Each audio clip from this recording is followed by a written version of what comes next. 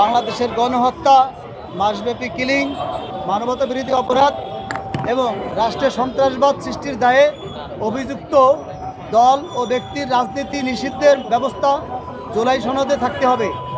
2 নম্বর, রাষ্ট্রীয় সম্পদ আত্মসাৎ ও নাগরিক হত্যার দায়ে অভিযুক্ত কোনো ব্যক্তি জনপ্রতিনিধি নির্বাচনে উপযুক্ত হবে না, এই মর্মে স্পষ্ট বক্তব্য জুলাই সনদে থাকতে হবে।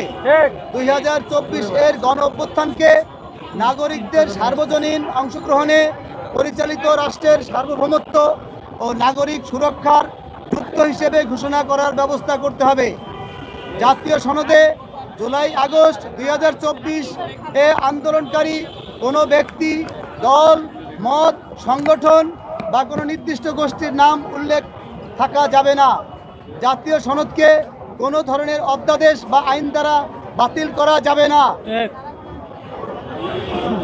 জুলাই আগস্ট জাতীয় সনদকে সংবিধানের 1 নম্বর তফসিলে অন্তর্ভুক্ত করতে হবে এবং এই জাতীয় সনদের পরিপন্থী সকল আইন বাতিল বলে গণ্য হবে। জুলাই আগস্ট 2024-এ দুঃশাসন ও ফ্যাসিজম বিরোধী আন্দোলন সংশ্লিষ্ট সকল ব্যক্তি, দলমত, সংগঠন ও গোষ্ঠীর দায়মুক্তি আইন অন্তর্ভুক্ত করতে হবে।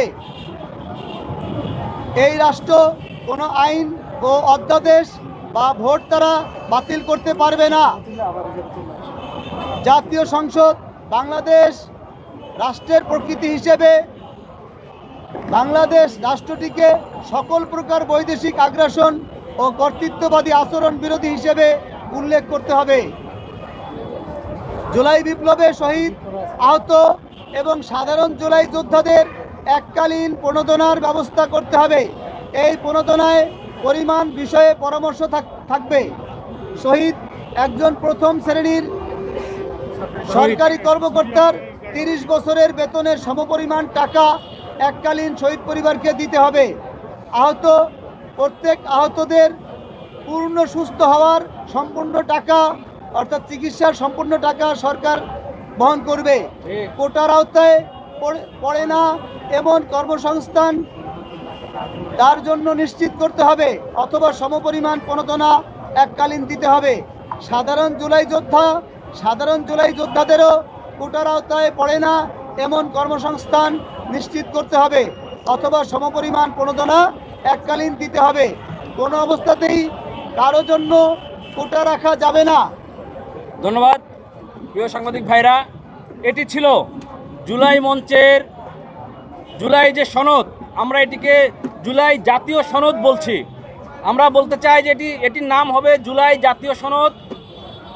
এই সনদ যেটি হবে সেটির প্রাথমিক, এটি আমাদের প্রথম পর্বের মৌলিক প্রস্তাবনা, জুলাই সনদের মৌলিক প্রস্তাবনা হিসেবে এটাকে আমরা অভিহিত করেছি। আমরা এটির দ্বিতীয় পর্ব, জুলাই সনদের দ্বিতীয় পর্ব, সেই প্রস্তাবনা কি হতে পারে, যেটি সংস্কার কেন্দ্রিক প্রস্তাবনাগুলো আমরা পরবর্তী ধাপে আমরা আপনাদের সামনে জানাবো। সেটির টাইম এবং সময় আমরা নির্ধারণ করে দেব, কোন দিন এটা আমরা প্রকাশ করব। আপনাদেরকে মাধ্যমে জানাচ্ছি যে জুলাই সনদ অবশ্যই 36 জুলাইয়ের মধ্যেই বাস্তবায়ন করতে হবে এবং গণহত্যার বিচারে 2টি ট্রাইব্যুনাল গঠিত হয়েছে। ট্রাইব্যুনালগুলোর কার্যক্রম এত শ্লথ গতির, এই গতিকে বাড়াতে হবে এবং সারা বাংলাদেশে আমরা দেখেছি যে গণহত্যায় জড়িত ছিল ফ্যাসিবাদের সম্মুখ যোদ্ধা, ফ্যাসিবাদের সম্মুখ সারির ফ্যাসিস্ট খুনিরা এখনো বাংলাদেশে বিরাজমান আছে। তাদেরকে গ্রেফতারে আমরা তেমন কোনো কার্যকর পদক্ষেপ দেখতে পাচ্ছি না।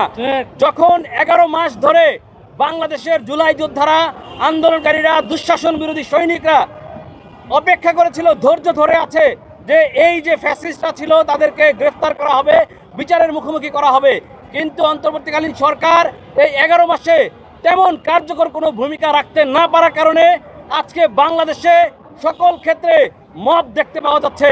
এই মব উস্কানির পেছনে আমরা মনে করি অন্তর্বর্তীকালীন সরকার একমাত্র দায়ী ব্যক্তি।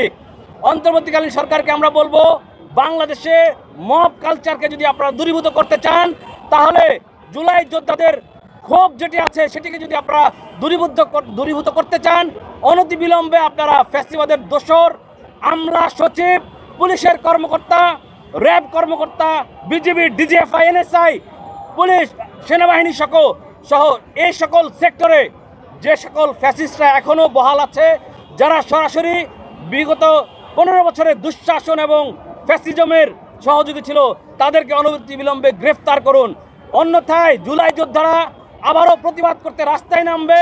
মব করলে আজকে মব কালচারের বিরুদ্ধে সবাইকে ঐক্যবদ্ধ হতে দেখতে পাচ্ছি, কিন্তু বিগত 15 বছর একই বিষয় ঘটেছে, একই রকম ঘটনা ঘটেছে।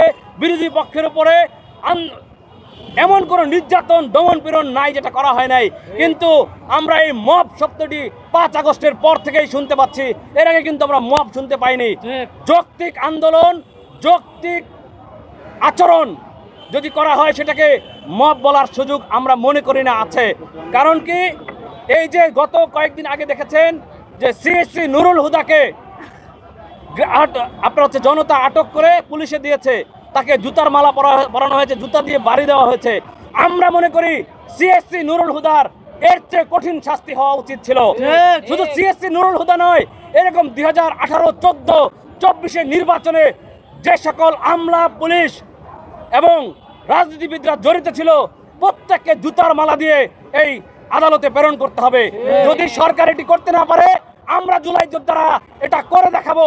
সেটা মব হোক আর যাই বলেন, আমাদেরকে গ্রেফতার করেন আর হামলা করেন, যেটাই করেন আপনাদের মতো করে চলার জন্য আমরা এই জুলাই যুদ্ধ করিনি। যে আপনারা যেটা বলবেন, আপনারা যেটাকে মব বলবেন সেটাই মব হয়ে যাবে, আপনারা যেটাকে আইনের শাসন বলবেন সেটা আইনের শাসন, এটা আমরা মানি না আপনাদের মতো করে। আমরা বলতে চাই, যদি এই মব আপনারা ঠেকাতে চান, অনতিবিলম্বে রাষ্ট্রযন্ত্রকে ফ্যাসিবাদ মুক্ত করুন। আমরা ইতিমধ্যে দেখেছি যে আপনারা স্পষ্ট ফ্যাসিবাদের দোসররা, তাদেরকে আপনারা একটাও গ্রেপ্তার করেননি। এই যে 4 আগস্ট আমরা শেখ হাসিনার পাশে আছি বলে ওই খামার বাড়ি থেকে একটা বিশাল সরকারি কর্মকর্তাদের দল, তারা কিন্তু মিছিল করেছিল, তাদের মধ্যে থেকে একজনকেও গ্রেপ্তার করা হয়েছে? হয়নি।